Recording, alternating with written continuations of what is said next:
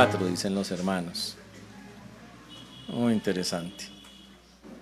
Muy bien, estamos estudiando el libro de Lucas en forma sistemática.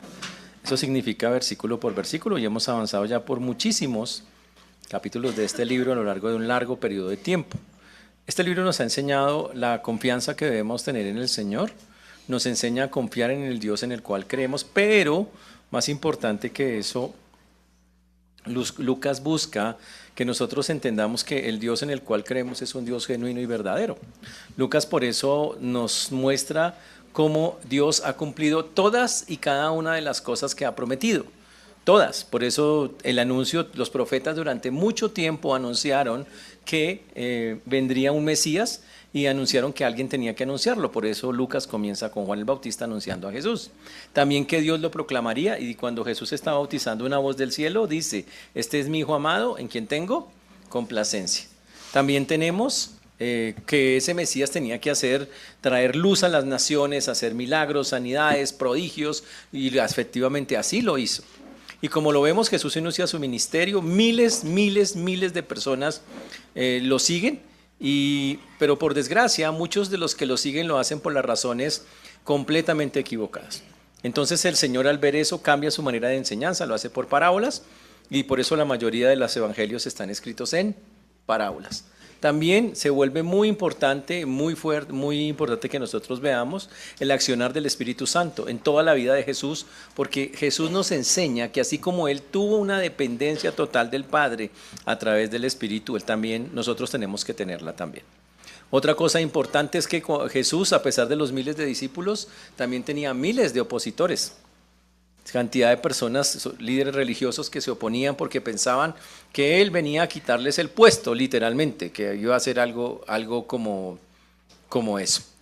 También Jesús nos llama la atención sobre la importancia de que nosotros le demos valor a algo que se llama la resurrección. Si Cristo no resucitó, vana es nuestra fe. Como hemos podido ver, ya pasamos toda la semana que se llama Semana de Pasión. Cristo fue crucificado, golpeado, crucificado, lo enterraron, al tercer día resucitó, y estamos en la parte donde hablamos específicamente de las resurrecciones. Estamos hablando de la parte de las resurrecciones, y en esa parte hemos visto que primero se apareció a las mujeres, que después las mujeres le contaron a Pedro y Juan que vieron el sepulcro vacío, pero no vieron a Jesús. Después el Señor vio a Pedro a solas, habló con él y él testificó que estaba vivo. Después le habló a las dos personas en el camino de Emaús y las convenció. Estos dos, cuando reconocen a Jesús, Jesús se desaparece, van corriendo otra vez a Jerusalén de noche, se devuelven y van a donde están escondidos los discípulos, y cuando están ahí en la charla y todos están hablando de la resurrección, reunidos los 11 más los que vienen de Emaús y todos ellos, dice que Jesús aparece con las puertas cerradas, aparece en mitad de ellos. Y lo que vimos es que el Señor quiso demostrarles: yo no soy un espíritu. Por eso pidió pescado y le dieron miel también. Y dice que Él cogió el pescado, lo comió, demostrando claramente: yo resucité en carne y hueso. Este es un cuerpo glorificado. Y esa es la escena donde estamos. Estamos en Lucas capítulo 24. Capítulo 24, versículo 44. Lucas 24, 44. Señor Dios, te damos gracias porque tú eres bueno, Señor, porque para siempre es tu misericordia. Te agradecemos porque hasta aquí nos has traído y tú has sido bueno con nosotros. Rogamos, Señor, que tú obres en cada vida, en cada corazón, como solo tú y nadie más que tú lo puede hacer. A ti el honor y la gloria damos, Señor, en este día, y por eso hoy glorificamos tu precioso nombre. Ayúdanos, Señor, a entender esta verdad que vamos a ver hoy. Sabemos que el único que nos lo puede enseñar claramente eres tú. Pedimos que nuestros corazones estén dispuestos tanto para hablar con claridad tu palabra como para recibirla. Señor, ten misericordia de todos los que nos escuchan, de tu siervo quien habla, pues lo pedimos en tu precioso nombre, en Cristo Jesús. Amén y amén. El Señor sigue la charla, recuerden la escena, está con ellos, con los discípulos. Ellos están sorprendidos, Jesús ha resucitado, lo están viendo en carne y hueso, lo ven comer, lo ven tomar cosas y él, wow, es algo muy fuerte para ellos. Están todos atónitos, pero la escena que vamos a ver a continuación tiene unas profundas verdades que el Señor quiere seguirle aclarando. El Señor quiere salir de allí con ellos totalmente convencidos de quién es al que tienen ahí enfrente. Y para hacerlo, el Señor va a seguir increíblemente dándoles pruebas de las cosas. Ya les mostró, le dijo, mire mis manos, mire mis pies, mire las marcas, mire cómo como, mire que es en carne y hueso, mire, pero aún falta. Y esta parte va a enfocar eso. El versículo número 44 dice, versículo número 44, y dijo, estas son las palabras que os hablé, estando aún con vosotros, que era necesario que se cumpliese todo lo que está escrito de mí en la ley, de Moisés, en los profetas y en los salmos. Y esa narrativa que el Señor da, usando aquí todo el Antiguo Testamento, es increíble. El Señor comienza diciendo, yo quiero que ustedes recuerden lo que yo les hablé estando aún con vosotros. Yo le pregunto, ¿cómo actuaría usted con personas a las que usted les dijo y les dijo y les dijo, voy a pasar esto, va a pasar esto y no le creen? ¿Cómo contaría usted con personas que una y otra vez Él ha demostrado con señales, prodigios, milagros, que Él es quien dice ser y todavía a usted no le creen? ¿Cómo les enseñaría? ¿Qué haría usted con personas que ya vinieron testigos y dijeron, está vivo, está vivo, está vivo, y usted todavía, ¿será que está vivo? Peor, ¿qué haría con personas que todavía lo tienen a usted enfrente, resucitado, en carne y hueso, comiendo con un cuerpo glorificado, pero el Señor conoce los corazones y todavía tienen como sus inquietudes adentro? ¿Será? Me imagino que ustedes con ese amor y esa paciencia que ustedes se mandan por la gente, los tratarían de una manera muy amorosa. Normalmente no, la gente se impacienta con los que no entienden, ¿cierto? La gente se impacienta con los que se les dice una cosa y no la comprenden y no la comprenden y entonces hasta que se rayan. Y esas cosas pasan. Pero lo que muestra esta historia es algo que se llama el método pedagógico de Jesús. La forma de enseñanza como Jesús enseña. Es una cosa espectacular. Jesús es el maestro de maestros, aparte de ser el rey de reyes y señor de señores. Y por eso es increíble lo que va a hacer con ellos. En lugar de regañarlos, insultarlos, vaciarlos, o incluso exhortarlos duro y decirles que ustedes son unos incrédulos, no. Con todo el amor del mundo, el Señor dice, por 68ª vez, vamos a repasar lo que fue escrito de mí. Y dice, ¿se acuerdan? Vamos a repasar algo que ustedes conocen. ¿Quiénes están escuchando esas palabras del Señor? Lo están escuchando judíos que habían ido a la iglesia toda la vida, que habían leído las escrituras toda la vida. No eran como los de otros lugares que vienen de vez en cuando, de otros lugares, en otras dimensiones, sino eran personas que cada sábado estudiaban las escrituras, que todos los días algo leían de las escrituras, que oraban todos los días.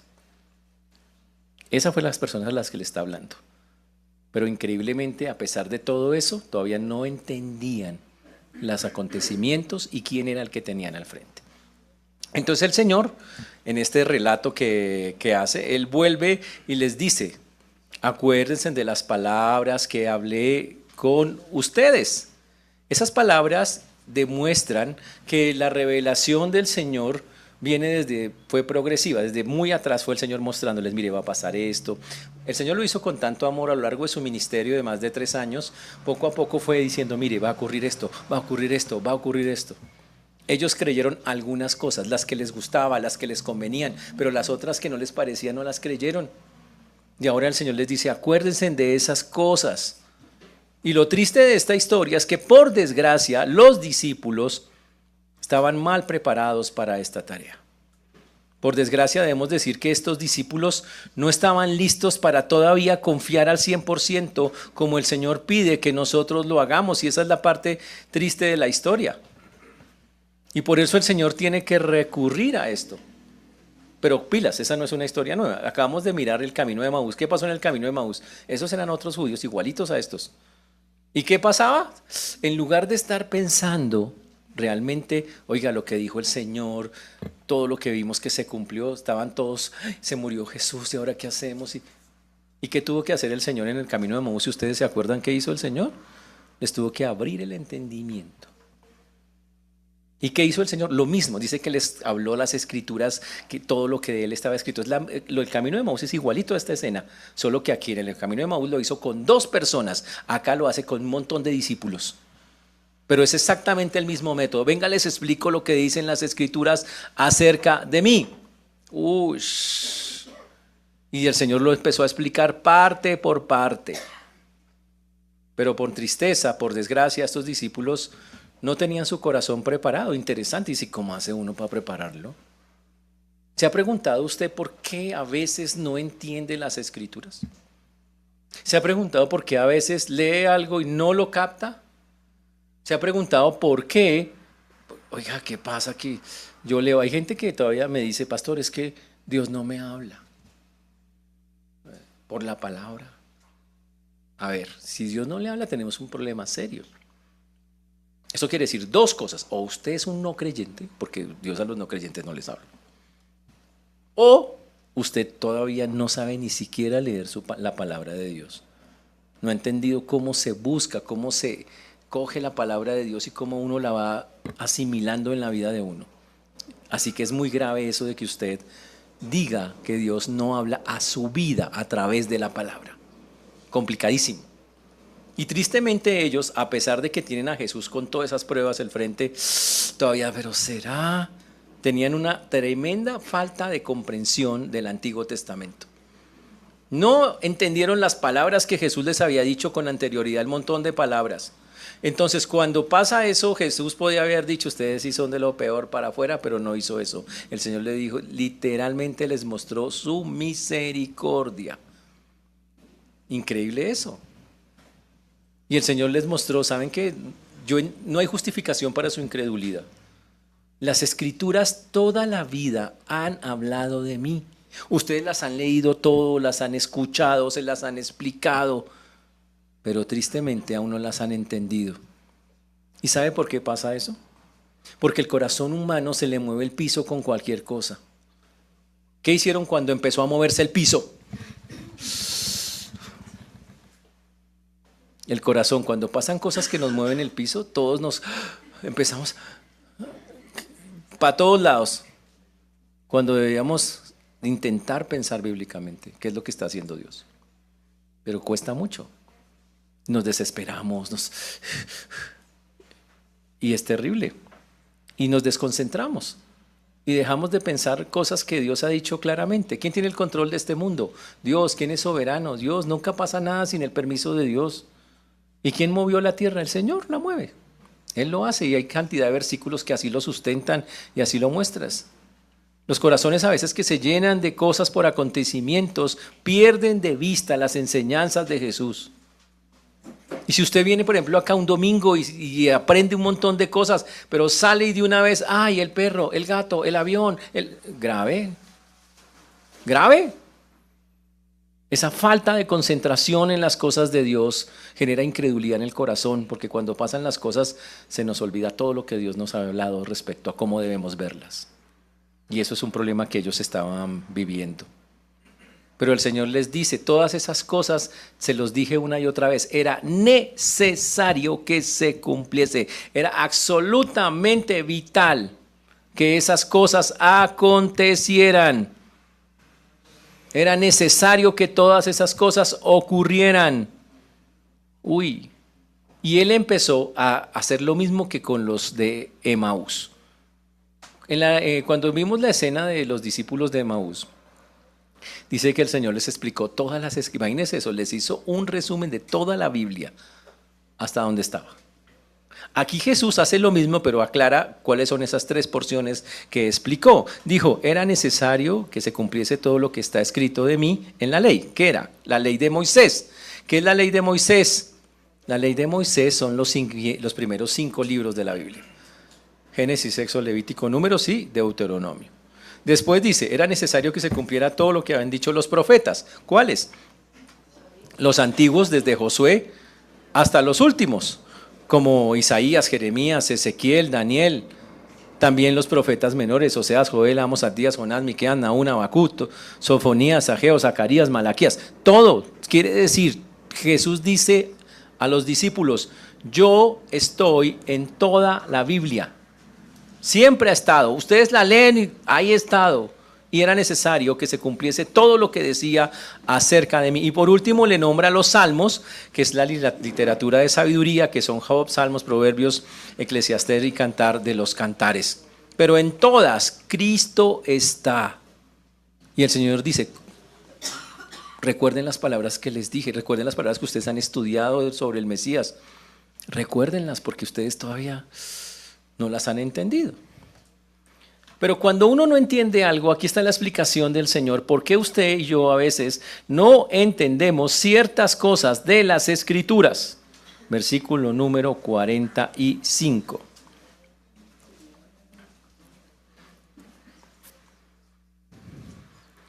Dice el texto, entonces les abrió el entendimiento para que se cumpliesen las Escrituras. Aquí es un texto bien complicado.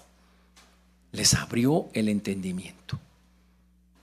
Señores, aprender de Dios no es un ejercicio intelectual. Si yo me la paso en el seminario, gloria a Dios. Si hago un magíster en teología, gloria a Dios. Si hago un doctorado en teología, gloria a Dios. Pero eso no me hace conocer a Dios. Es valioso, es importante, pero eso realmente no me lleva a conocer al Señor. Para conocer al Señor es absolutamente necesario que Dios participe para darse a conocer. Y la Biblia dice que Él quiere hacerlo. Para eso yo tengo que pasar a este nivel. Dice, el Señor tiene que abrir mi entendimiento. En la Biblia vamos a notar esa frase varias veces. Dice que Dios le abrió el entendimiento. Ya lo vimos en el camino de Maús. Les abrió el entendimiento. A algunas personas en la Biblia les abrió el entendimiento y comprendieron al fin lo que estaba pasando.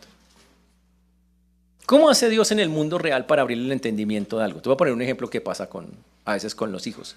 Usted le dice al hijo, no haga esto. Mire que por tal cosa. Y el hijo, no entiendo, no le para bolas. Usted le dice, le explica por aquí, por acá. ¿Y sabe qué le dice el chino? Y pasan 5 años y de pronto el chino un día llega, sabe que estuve con un amigo y me dijo esto, lo mismo que usted le dijo 5 años. Dijo, ay, yo no había entendido eso, tremendo. Es increíble que eso sea usted.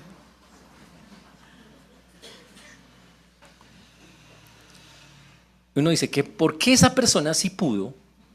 Y yo 5 años dándole y no pude.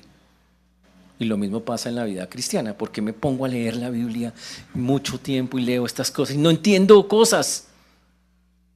Y de pronto por allá otra persona llega y en un momentico la lee. Esto es tal cosa, ya, chao. Usted dice, pero es que... A ver, es una regla natural. Ahora, ¿cómo funciona eso bíblicamente? Porque este texto explica cómo funciona lo de abrir el entendimiento. En los tiempos bíblicos, toda la información que los judíos tenían, porque estos eran judíos, era de los rabinos. Los rabinos interpretaban la Biblia académicamente, o sea, como se les daba la buena voluntad.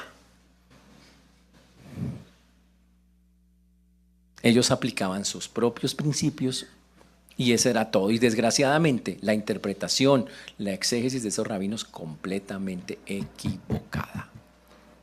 Entonces ellos en su cabeza tenían una interpretación de la Biblia errada. Hoy en día mucha gente que no conoce a Dios, ¿qué interpreta de Dios? Dios es bueno, Dios es amor. Esa es su interpretación errada de que cogen un pedacito nomás de Dios, o Dios, Dios está a punto de matarme si me equivoco, y cosas que se meten en la cabeza porque el mundo la dice. Pero no lo conocen, solo lo que escuchan. Ellos conocían solo esa parte. Ahora, estos hombres que están ahí frente a Jesús, se encontraron con alguien que les dice toda la verdad, es Jesús, y les dice todas las cosas tal cual son. Y algunas cosas las cogen y otras no. Cuando llegó la resurrección, todavía les costaba entender esa verdad porque no creían creían en algunas cosas, pero esta parte de la resurrección era tan difícil que Jesús por eso vuelve y les explica todo y les dice, y este texto aclara, para que yo pueda entender, Dios nos tiene que abrir el entendimiento. Yo le pregunto, ¿usted ha orado a Dios diciendo, Señor, ábreme el entendimiento? Esa es la única manera. Yo tengo que decirle a Dios, Dios, abre el entendimiento, porque está cerrado, Señor, no entiendo cómo es esto. Y eso que quede claro, eso no quiere decir que Dios le va a explicar a usted toda la Biblia. La Biblia dice una cosa, que Dios tiene misterios, cosas que Dios va a decir, vea, me las reservo, no quiero explicarlas. Y no tiene por qué hacerlo. Pero hay muchas otras que el Señor claramente va a decir, cuando yo se las pregunte, me va a llevar y me va a decir, mira, es esto. ¡Wow!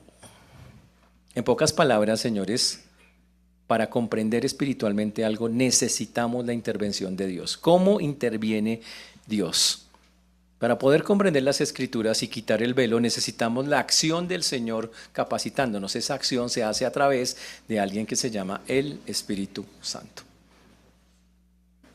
¿Quiere usted entender las Escrituras? Entonces hay una condición. Uno, tiene que ser salvo, creyente, porque tiene que hacerlo a través del Espíritu Santo. Y el Espíritu Santo solo mora o vive en los creyentes. ¿De acuerdo? Ahora, el Espíritu Santo afuera está trabajando también, o sea, en los no creyentes, pero solo para una cosa, para que las personas lleguen a Cristo, para convertirlos. El día que usted le creyó al Espíritu Santo, que usted era un pecador, que tenía que arrepentirse, que Cristo murió por usted, ¿usted qué hizo? Porque el Espíritu Santo lo convenció, pues oró al Señor y se arrepintió, ¿sí o no? Y se entregó al Señor. Esa fue la labor afuera del Espíritu Santo. Pero una vez pasó eso, el Espíritu pasó a estar adentro. Y ahora el Señor dice, ¿quiere tener entendimiento de las Escrituras? Me necesitas. Pero ¿cómo va el Espíritu Santo a ayudarnos si usted ni siquiera ora todos los días? Si usted ni siquiera tiene un devocional con Él, si no lee la palabra, si no lo busca en oración. Dígame cómo el Espíritu Santo va a trabajar y enseñarle las verdades si su relación con Dios es precaria. O si usted lo busca intelectualmente, no, ya me leí 5 libros, ya me leí 8 libros, ya me leí, ¿qué gana con que se los lea? Si Dios quiere es una relación, esto no es un examen, no estamos presentando exámenes al Señor. Cuando lleguemos al cielo no le va a decir, sacó tanto por leerse tantos libros. Le va a decir, ¿estuvo en una relación conmigo o no estuvo en una relación conmigo? Punto. Ese es el punto de eso. Tristemente los discípulos no tenían eso y por eso el Señor tuvo que capacitarlos. Y entonces el Señor interviene. Y debemos decir esto, la comprensión de las verdades espirituales requiere más que capacidad intelectual. Requiere que el Señor participe a través del Espíritu Santo. Y eso implica muchísimas cosas para nosotros. Es la única forma. Si yo me paro acá sin que el Señor me enseñe las verdades bíblicas, yo puedo leer libros y los leo y comentarios, teologías, y leo y estudio. Pero si yo no pongo el Espíritu, eso sale como un ejercicio académico. Literalmente como una lección. Y no puede ser eso. Eso es lo que hace la diferencia. Jesús entonces les abrió el entendimiento a los discípulos para que comprendiesen las Escrituras. Y claro, y cuando el Señor empezó a hablar y ellos ahora sí pusieron cuidado, ahora sí se metieron a escucharlo, todo tuvo sentido. Y dijeron, ¡ay, claro! O sea que esto que dijo tal profeta es esto, o sea que esto dijo tal profeta es esto, o sea que todo, se aclaró todo el panorama. Y eso fue algo espectacular, algo increíble para ese momento. Se llama, ese ministerio, cuando a usted le pasa eso, se llama iluminación. ¿Cómo funciona el ministerio de la iluminación? Usted está leyendo las Escrituras, usted le ha pasado, está leyendo y de pronto hay un versículo, usted ha pasado siempre por ese libro, a usted le gusta la historia de Jonás, y el pescado vuelve y se traga a Jonás otra vez y vuelve y se lo traga, cada vez que lo lee vuelve y se lo traga. Pero increíblemente esta vez que se lo tragó, usted leyó un pedacito del texto y dijo, ¡ah! Y él como algo que se agrandó en la Biblia, usted dijo, ¡ah! Yo no había visto eso. Eso se llama iluminación. Significa que Dios mismo nos muestra algo, enfatiza algo que está todo el tiempo ahí, pero que no lo vemos, porque nos falta una relación con Él, o simplemente porque no es su voluntad todavía que lo tengamos claro. Y eso es lo que está ocurriendo acá. Entonces el Señor, para que uno entienda las verdades a través de la iluminación, con la iluminación se abre el entendimiento. Y entonces el Señor ilumina la mente, el corazón. Lo ilumina es de una manera muy bonita. Pasó con nosotros. ¿Usted sabe por qué llegó al Señor? Porque el Espíritu Santo lo iluminó para entender quién era usted, que usted necesitaba de Él. Y cuando usted dijo, "Ay, sí, toda la vida he sido un pecador, yo he sido", antes de eso usted ni se mosqueaba que era un pecador. Ahora eso es la iluminación. ¿Estamos claros en eso, señores? Ahora, entonces la revelación divina requiere revelación divina. Sin el Señor no sirve. No se aproxime a Dios únicamente a través de la academia. No es a través de la academia. Hay que estudiar, total, y siempre vamos a apoyar que estudie. Hay que hacer el seminario, hay que hacer los cursos. Eso nos va a ayudar, pero tiene que coger esa información y hablarla con Dios a nivel espiritual. Eso es lo que hace que valga, que tenga valor, poder, esa clase de cosas. Y por primera vez en todo el texto, finalmente los discípulos entendieron el significado del Mesías en el Antiguo Testamento, solo hasta esa escena. Imagínense eso. 3 años y medio Jesús, yo soy el Mesías, yo cumplo las profecías, yo hago esto. 3 años y medio, hable todo el tiempo. Y a los 3 años y medio, ¡ay, ya entendí! Fantástico. Esa es la paciencia del Señor. Por eso algunos de nosotros, Dios nos habló por mucho tiempo a través del Espíritu, pero nos demoramos 1, 5, 10, en mi caso 13 años para llegar. Porque simplemente pensábamos, no, eso no es así. Mi entendimiento me hacía ver otra cosa. Por eso la primera iluminación del Espíritu Santo comenzó para la salvación. Porque Dios nos sacó de las tinieblas, hizo que resplandeciese la luz. Y así fue que vimos el camino por donde actuar. Wow. Entonces, por eso, señores, toda enseñanza de la Biblia, cualquiera que usted haga, tiene que tener iluminación. Por eso usted no puede decir, Dios no me habla. Porque cuando yo leo las Escrituras todos los días, algo, un pedacito, o toda la porción, o todo el pasaje, me enseña algo. Dios me habla y me dice, mira, tal cosa. Cuando yo escucho una predicación, algo me dice Dios y esa es la iluminación. Se abre el entendimiento y claro, esto es así, claro, esto es así. De eso se trata. Ahora, el Señor, para que el asunto quede bien firme, les dice en el versículo número 46. Versículo número 46. A ver, pasamos ahí. Así, y les dijo, así está escrito de mí, y es necesario que el Cristo padeciese y resucitase de los muertos al tercer día. Y él les dice, mire, ustedes han leído los salmos, han leído la ley, los profetas y los salmos, todos hablan de mí. ¿Y qué decían? ¿Se acuerdan de lo que decían todas esas cosas?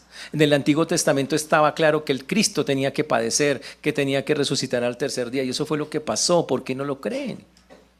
Y para entender que todo eso es verdad, el Señor seguramente acudió a todos los textos que hablaban. Y solo para recordarles cómo funciona desde el Antiguo Testamento, las promesas del Señor que ellos ya habían leído muchas veces decían cosas como estas. Que el Mesías iba a llegar a través de la descendencia de Abraham, eso es Génesis 12, que sería de la tribu de Judá, eso es Génesis 49, que sería del linaje de David, eso era 2 de Samuel 7, que nacería de una virgen, eso es Isaías 7:14, que nacería en Belén, eso es Miqueas 5:2, que sería traicionado por alguien cercano, ese es el Salmo 41:9, que al Mesías lo golpearían y escupirían, ese es Isaías 56, eso es Miqueas 5:1, que los soldados se repartirían la ropa, ese es el Salmo 22, que Cristo sería crucificado, también es el Salmo 22, que Cristo sería traspasado, eso es Zacarías 12:10, que Cristo tendría una muerte por nosotros sustitutiva, es Isaías 53, que resucitaría de los muertos, Salmo 16, Isaías 53 también lo dice. Todo hablaba de él. Pero si no tengo el Espíritu, no lo entiendo. Me suena loco, corrido, como una historia que, wow, y por eso es tan increíble lo que él está diciendo acá. Y por eso él explica esas 3 secciones que dicen Estoy en todas ellas y todo tal cual se dijo, lo estoy cumpliendo. Ahora ellos, con toda esa información, empezaron a discernir con toda claridad lo que había ocurrido y lo que estaba ocurriendo. Al fin lo entendieron toda la película y dijeron, sí, es Jesús, resucitó, está vivo, sus promesas son reales. Wow, se cumplió, este es el día de la salvación. Entendieron finalmente el asunto. Cuando la Biblia habla de la palabra abrir el entendimiento, habla de una cosa que es así, vea, instantánea. Usted lee, uy, tal, se tragó la ballena, el pescado se tragó ajo, ¡ah! Ya, y de una usted dijo, uy, eso fue Dios haciendo, de una usted entiende qué quiere Dios, de una, ya. Así es como está en el texto, se entiende así, increíblemente. Por esto es un ministerio especial, sobrenatural. No es algo que yo aprendo leyendo muchas veces, es algo que aprendo cuando estoy en una relación con Dios. No hay otra manera de hacerlo.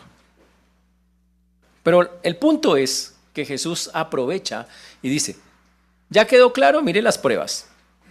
Las mujeres me vieron resucitado, Pedro me vio resucitado, los dos de Emaús me vieron resucitado, ustedes me ven resucitado, ustedes saben que mi cuerpo es real, estoy comiendo, estoy bebiendo. Fuera de eso ya entendieron que todo lo que está escrito de mí tenía que hacerse así. Pero también les recuerdo que yo les dije que tenían que hacer algo con todo eso que les dije. Y eso está en el versículo 47. ¿Qué dice el versículo 47?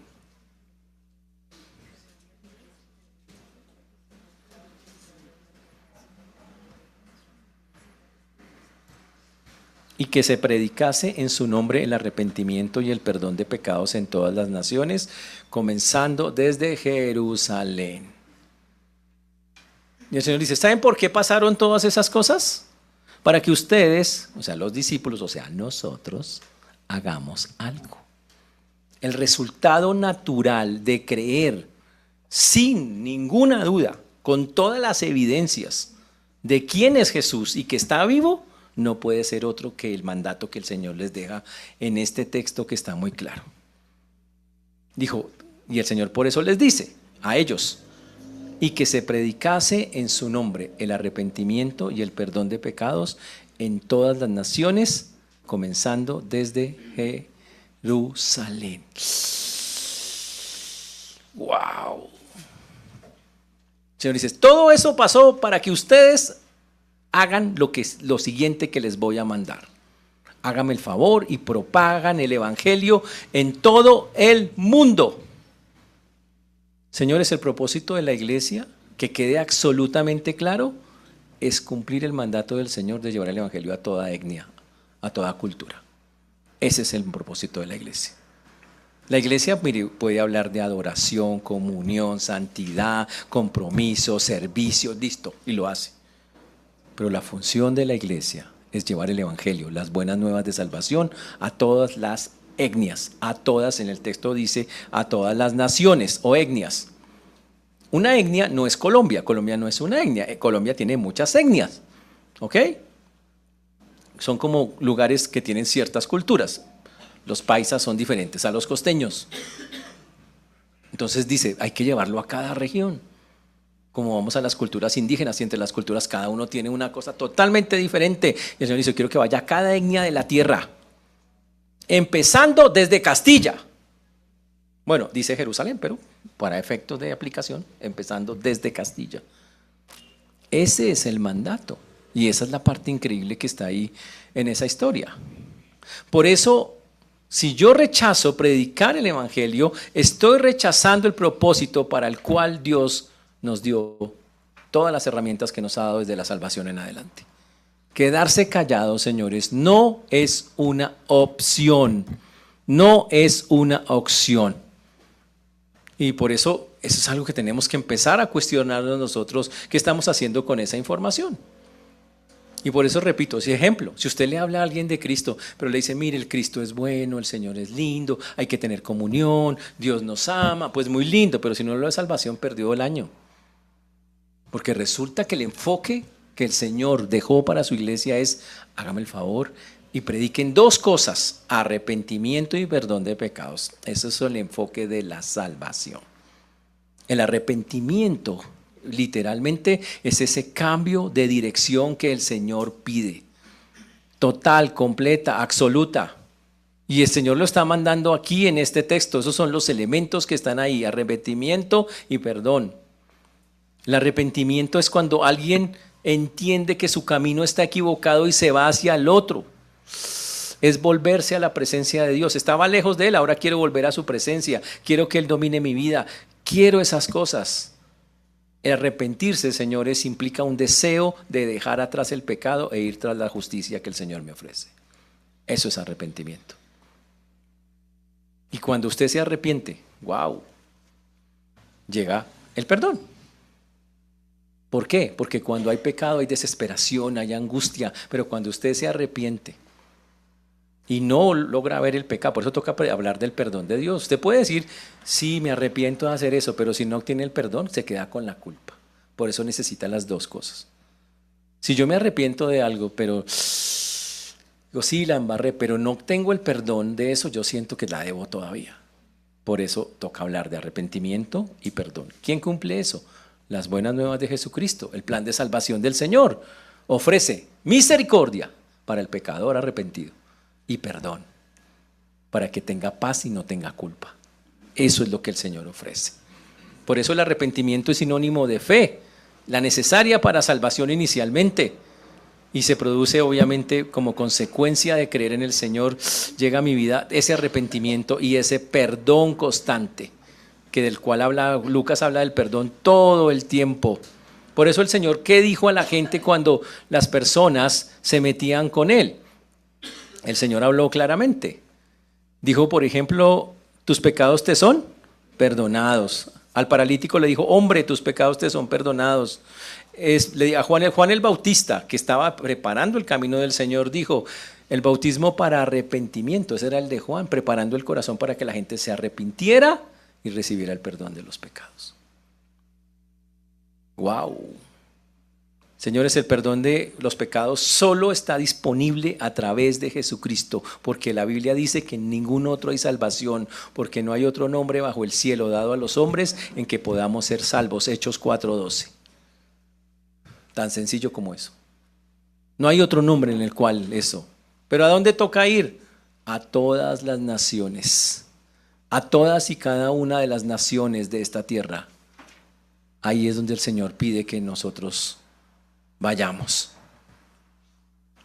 Por eso la Biblia dice que toda la Biblia está yendo de cómo su pueblo, Dios desde el principio le dijo que, por ejemplo, desde Abraham en adelante serían benditas todas las naciones de la tierra. El plan de Dios nunca fue solo un pueblo, eran todos. Y por eso la Biblia dice que el Señor comenzó llevando la salvación inicialmente ¿a quién? A los judíos. En ese tiempo, los que pensaban según el esquema tradicional judío, ellos decían que nadie más podía salvarse sino solo ellos, porque ellos eran el pueblo de Dios. Pero el Señor le demostró a los judíos cuando fue a los samaritanos que los samaritanos también merecían la salvación, y cuando fue a los gentiles que los gentiles también merecían la salvación.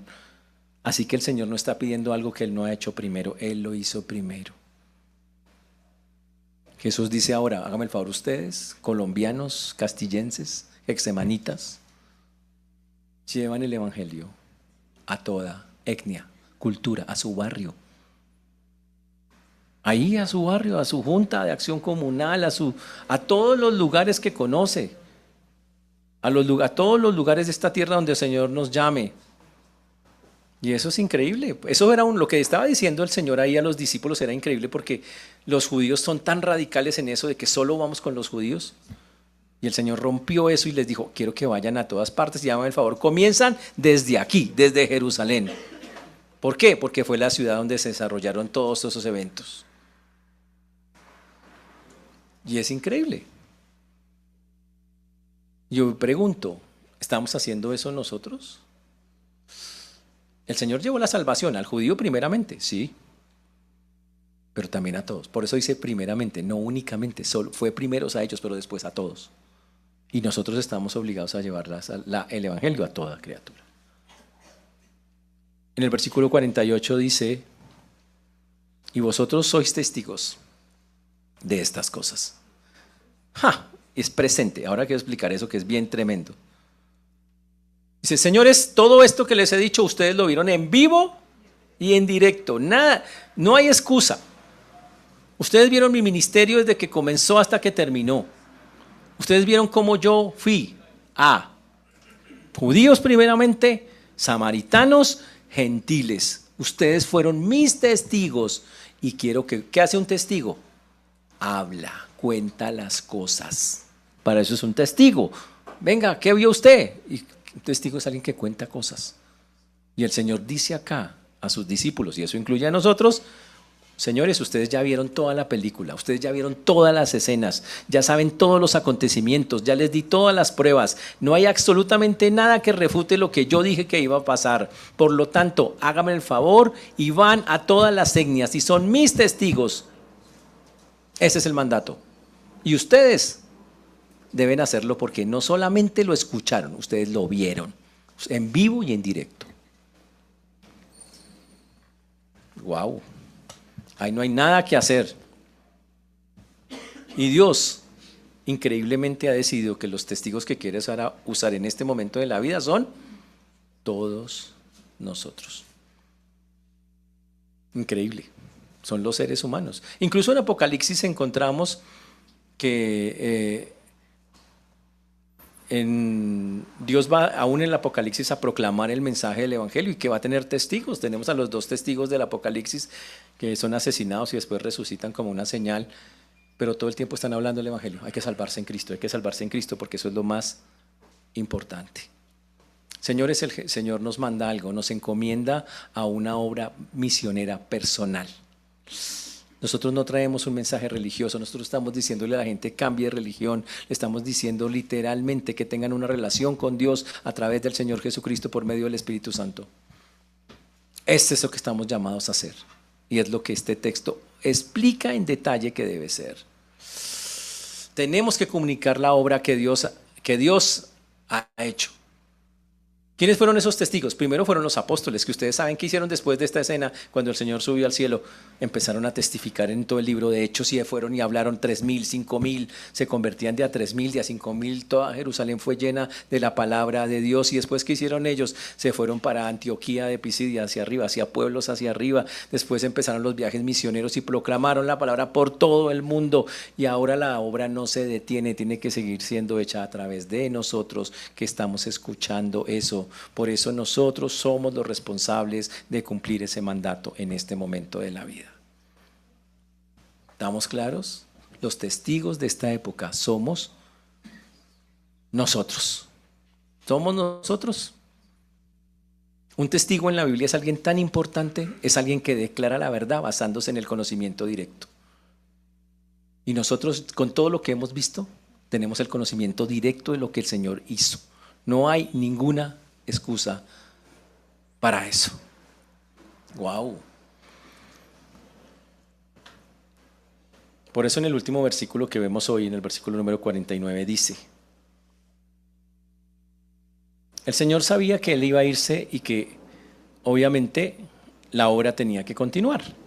Y Él sabía que al irse tenía que haber algo que hiciera que permaneciera la obra de Él y el trabajo que Él le encomendó. Por eso en el versículo número 49, Él dice: he aquí yo enviaré la promesa de mi Padre sobre vosotros, pero quedaos vosotros en la ciudad de Jerusalén hasta que seáis investidos del poder desde lo alto. Y entonces el Señor les dice, con una promesa que se dice la promesa de mi Padre. ¿Cuál es la promesa del Padre? Que yo os enviaré un consolador, el Espíritu Santo, el Espíritu de verdad, el que nos da a conocer todas las cosas. Señores, aunque nosotros somos testigos, nosotros no avanzamos sin el poder del Espíritu Santo. Si el Espíritu Santo no está presente en el trabajo que realicemos, no hay resultados. Porque las armas de nuestra milicia no son carnales, sino poderosas en Dios para la destrucción de fortalezas. Señores, si usted es un cristiano y si somos cristianos serios, dependemos del poder de Dios para hablar a otros. Y que quede claro, usted tiene todo para hacerlo. Usted dice, pastor, pero es que yo soy ya, cálmese. Eso ni en un temblor te habla así. Usted puede ser muy ta, pero el Señor le dice claramente que Él colocó todo. Le dio todo lo que nosotros tenemos. Tenemos la Biblia, tenemos el Espíritu Santo, tenemos la oración. Jesucristo está en nosotros. ¿Qué más quiere? Y Él dice que cuando haya que abrir la boca, yo le doy de nuevo, le ayudo cómo es que se habla. Y Él dice que el que convence es Él, no usted. Entonces, ¿cuál es el asunto? ¿Es usted qué viene haciendo? Nada, Él lo hace todo. Déjese usar. Él lo hace todo, déjese usar. Eso es lo que está diciendo ahí. Y esa promesa es muy bonita para nosotros. Y les dijo, ¿quieren la promesa? Al favor, se quedan quietos en Jerusalén hasta que venga el poder de lo alto. O sea, que el Espíritu Santo pase de estar afuera a estar viviendo dentro de sus corazones. Como estaba profetizado en todo el Antiguo Testamento, decía, un día el Espíritu Santo va a vivir en el corazón del hombre. Y estaba también profetizado en muchos libros del Antiguo Testamento. Pero esperen en la ciudad de Jerusalén hasta que se cumpla esa promesa. ¿Qué es ser investidos de poder? Cuando el Espíritu Santo llega a una vida, automáticamente, así sea usted a quien sea usted, Dios le da la capacidad, el poder para poder testificar. Por eso en el libro de los Hechos, capítulo 1, versículo 8, ¿se acuerdan que dice Hechos 1:8? A ver, ¿qué dicen ustedes? Pero recibiréis poder cuando haya venido sobre vosotros el Espíritu Santo. ¿Y qué va a pasar? ¿Ese poder para qué es? ¿Para tumbar gente? ¿Para hacer shows? No. Y me seréis testigos en Jerusalén, Judea, Samaria y hasta lo último de la tierra. El poder es para testificar. Y cuando usted recibió a Cristo, ya recibió el poder para testificar. O sea, no tiene excusa. ¿Está claro eso? Entonces usted no puede salir con la historia del no puede salir con esa historia. Porque usted ya tiene el poder para llevarlo a cabo. En pocas palabras, todas las personas cristianas fieles que tengan al Señor ya tienen ese poder. Ahora ejecútelo. Eso es todo lo que está diciendo el Señor, ejecútelo. La pregunta es, ¿cuán fieles somos nosotros con ese poder que Dios nos ha dado? Todos los creyentes de todas las épocas participan del mismo poder porque es el mismo Espíritu para todos. ¿Lo estamos usando? ¡Wow! Siendo eso así, entonces me queda que apliquemos esto en todas las maneras posibles a nuestra vida con algunas preguntas muy importantes.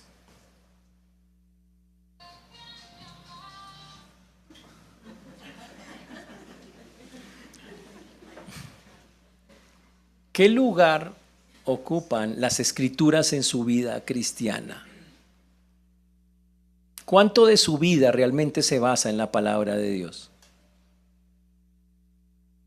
Cuando Dios mueve el piso, como hoy, que eso fue una movida de piso, mesa, casa, todo se estremeció. ¿Qué tan firme es usted? ¿Qué tan fuerte es cuando pasa algo que nos mueve? ¿Usted se acuerda de las Escrituras o se le olvida todo en ese instante y entra en la angustia? ¿Qué es? Y es normal que tengamos temor, pero olvidarnos de Dios y de lo que Él dice, no. ¿Y qué pasa cuando tiene que vivir una circunstancia fuerte? ¿Se acuerda de las Escrituras? ¿Basa usted su vida en la palabra de Dios? ¿La vivía así? Y si no la vive, le tengo la mala noticia. La vida se ve terrible cuando usted no la vive bajo los principios bíblicos. La vida se ve de una manera que no es totalmente equivocada. Porque usted no está entendiendo, pero ojo, no porque no sepas, porque no está cogiendo las palabras en serio que Dios le ha dicho. Y entonces se llena de miedos, temores, cuando más bien debo es, Señor, tú tienes el control de todo, tú eres el que hace las cosas. Señores, permita que las Escrituras sean la base de su vida para ver el mundo, que lo interprete desde la base de las Escrituras. Pero si todavía no las cree, como los discípulos, si todavía duda en cosas, pues ¿qué base va a tener? Afiáncese en la palabra, es un llamado a afianzarse en la Biblia. Pero repito, Es más que conocimiento. Tengo que tener conocimiento intelectual para avanzarme. Tengo que estudiar, conocer qué dice Dios. Pero aparte de eso, tengo que hacer la otra parte más importante, la espiritual, la cual hablo con Dios de esas cosas, dejo que Dios me enseñe, me lleve más allá de lo que el texto simplemente dice. Ese es el número uno. Por eso la número dos va para el mismo lado. Usted está pidiéndole al Señor que le dé iluminación para cuando escucha todo lo que tiene que ver con Él. Pidámosle al Señor iluminación espiritual, pero la iluminación requiere una condición: humildad. Si usted no va humildemente a las Escrituras, no va a aprender nada. Por eso le pregunto, ¿está acercándose a las Escrituras con humildad, reconociendo que necesita que Dios le enseñe cosas? ¿O usted de los que dicen, ay, ahí la ballena vuelve y se lo come? Ahí se lo traga el pescado otra vez. Al final lo matan. ¿Esas sus lecturas son así?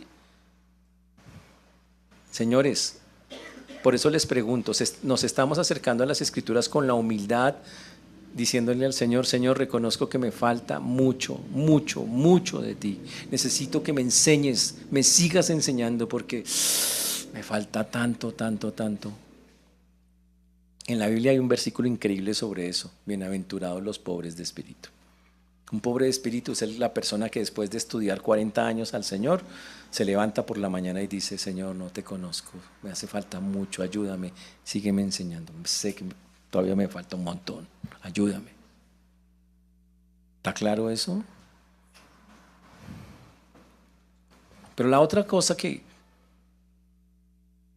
nos llama al Señor es el testimonio fiel de cada uno de nosotros. ¿Estamos nosotros testificando del Señor en todos los lugares a donde vamos? Todo creyente es un testigo, pero pilas. Un predicador dijo, ¿es un testigo fiel o infiel? No tiene más opciones. Por eso le tengo que preguntar, ¿usted es un testigo fiel o es un testigo infiel? No tiene un punto medio. Tan sencillo como eso. Porque como ya lo vimos hoy, todos estamos llamados a testificar. Así es la realidad de nuestra vida. Solo hay dos testimonios que podamos dar, uno negativo o uno positivo. ¿Usted cuál le está dando? No hay más. Y es una responsabilidad que todos tenemos que asumir. Todos. Señores, yo quiero invitarlos en esta mañana a que seamos humildes. El orgullo espiritual, el creer que no la sabemos, es el peor obstáculo para usted, para crecer y para poder ver y que Dios le enseñe cosas. Porque Dios ve que usted dice, yo ya me lo sé, dice, no hay que enseñarle nada a usted no necesita de mí. Por eso el llamado en esta mañana es a quitar ese orgullo intelectual y reconocer mi incapacidad para comprender las verdades espirituales si Dios no me enseña y se mete conmigo. Y por eso tengo que clamarle, Señor, ayúdame, te necesito para entender estas verdades. Cuando salgamos de acá, hermanos, viene la vida real, un montón de gente, un montón de cosas que no han cambiado. Y voy a tener que salir pensando lo siguiente: la base de mi vida son las Escrituras en las cuales creo firmemente, estoy arraigado sobre ellas. Lo que voy a hablar no van a ser mis opiniones, mis pensamientos o mis ideas, sino que lo que claramente Dios me ha enseñado. Al salir de acá, también voy a entender que donde vaya y con quien hable, dependeré total, completa y absolutamente de Dios. Y que lo que Dios haga ya es allá. Yo hago mi parte, Dios hace la suya. Y por último, que no hay ninguna cosa que me excuse para no ser un testigo fiel de todo lo que Dios ha hecho por mí. Hermanos, que eso sea realmente la tarea de esta semana. Eso quiere decir que si entendieron bien el mensaje, la próxima semana ustedes traen un amigo. ¿No? ¿No es? ¿Dos? Bueno, dos, está bien, dos. Que si entendieron bien el mensaje, ustedes entienden, hay que hablar, hay que buscar a la gente, No pueden callar y no tienen excusa. Tienen un sólido cimiento bíblico, fuertísimo, es Dios mismo, o sea, no hay manera de perder. Tengo a alguien que va a hacer el trabajo, el Espíritu Santo. A mí lo único que me toca es abrir la boca y buscar a la gente. Háganlo. Y ese es el llamado que el Señor nos hace en esta mañana. Pongámonos de pie, vamos a orar.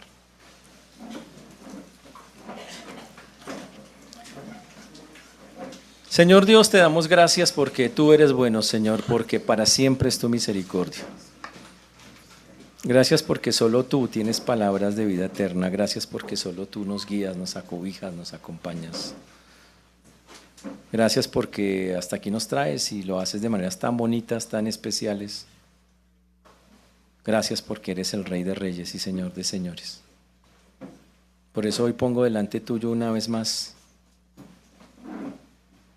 toda esta tu palabra, Señor. Espero que ella haya obrado en nuestros corazones, que a través de la iluminación que tú das, Señor, a todos y cada uno de nosotros, comprender estas verdades nos lleve a tomar decisiones serias sobre lo que implica hablar a otros, estar con otros, ayudar a otros. Ten misericordia, Señor, de todos los que hoy escuchamos tu palabra. Quita todo orgullo de nuestro corazón para poder seguir aprendiendo. Te rogamos y te suplicamos, Señor, por favor.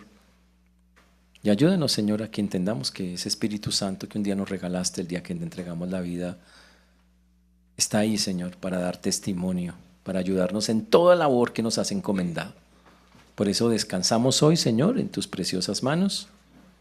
Y lo hacemos en el nombre precioso y maravilloso de Jesús. Amén.